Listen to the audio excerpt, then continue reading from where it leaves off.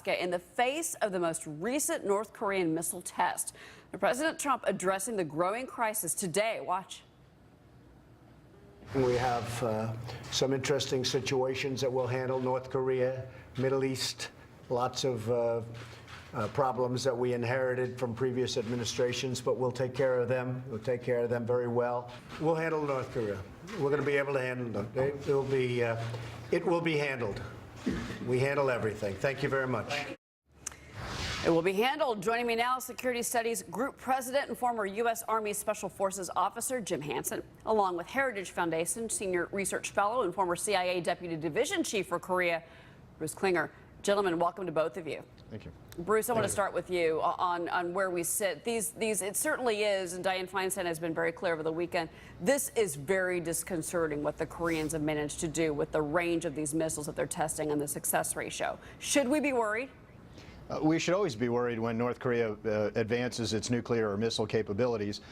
People sort of characteristically underplayed the July 4th launch, thinking it could only reach Alaska, obviously far greater than that.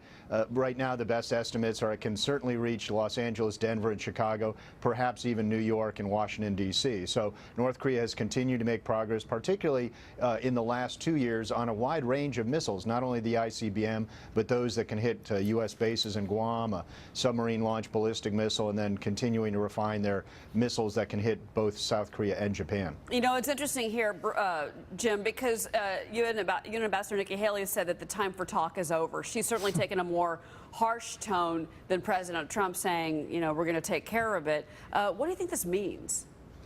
I think it means the time for talk is over and the time for action has come. But what is that? They could take one more run at the Chinese and try and get them to shut off the spigot of fuel and, you know, food and money into North Korea. But I think at this point, you have to send a more powerful message. It's probably time to break some of Kim's military toys, whether that's one of his launch pads, whether it's one of his sub-tending units, you know, whatever it is. We need to send him a message that says we will not tolerate a nuclear-capable Korea that can threaten the United States at will. But Bruce, is China going to agree to work with us? From what I've seen today on Twitter from the Chinese, the answer is no.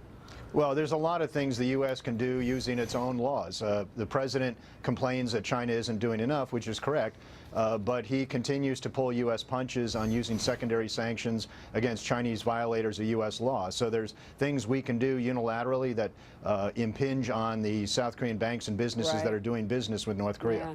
Well, Bruce, Jim, it's a topic we're going to continue to cover, and I thank you both for being here tonight. Appreciate it, guys. Thanks. Pleasure. All right.